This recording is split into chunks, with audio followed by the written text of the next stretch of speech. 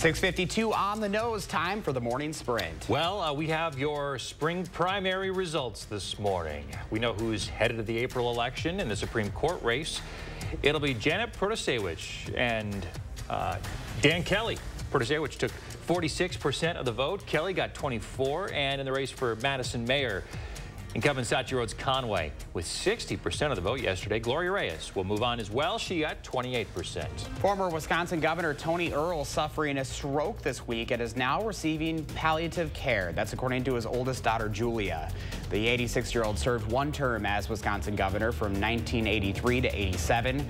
Earl is one of the 6 living former Wisconsin governors. Officials in Minnesota calling this upcoming storm a historic weather event. Some parts of central Minnesota, including the Twin Cities, could get as much as 2 feet.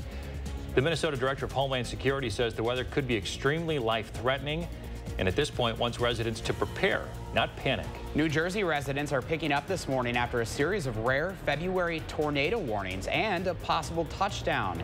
Trees were torn from their roots and different homes suffered severe damage. National Weather Service is still not sure whether a tornado touched down or not.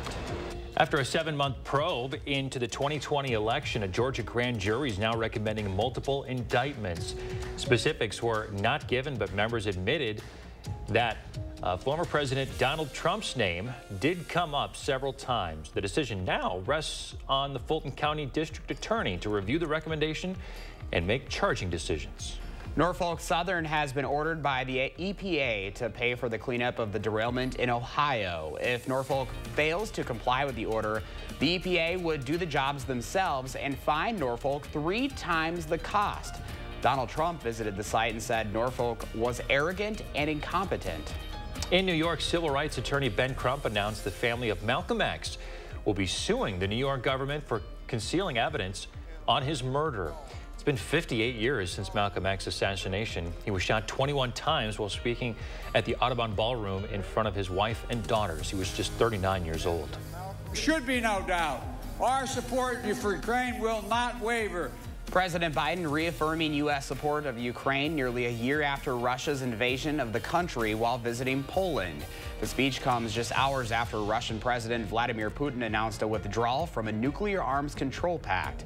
Biden is the first U.S. president to visit a war zone with no U.S. troops on the ground.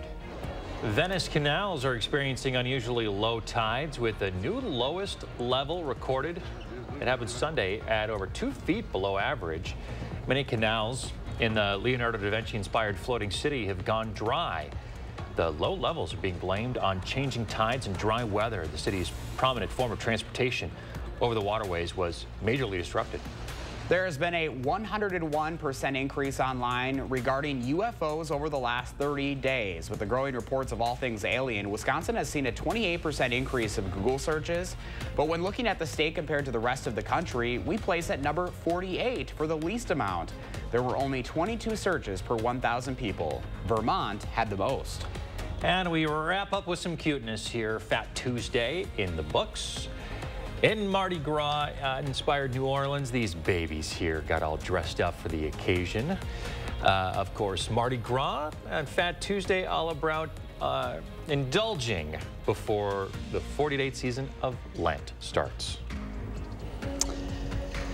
All right, good morning. 5 minutes away from 7 o'clock. First warn meteorologist Kelly Slifka as we're starting to see some light snow continue to spread from southwest to northeast, right from Platteville toward Madison. It's been fairly light right now, but it will pick up in intensity as we go through the mid-morning hours.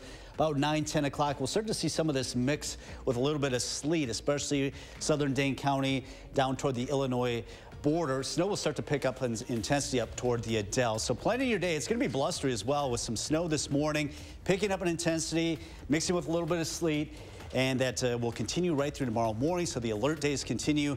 Dry Friday, cold yet, but we warm up in time for the weekend. Temperatures back in the mid to upper 30s. Definitely a smart day to just stay inside. Yeah, especially later this afternoon, this evening. It could get dicey. All right, Kelly, thank you. Stay safe out there, folks. We're back with a live update at 7:26.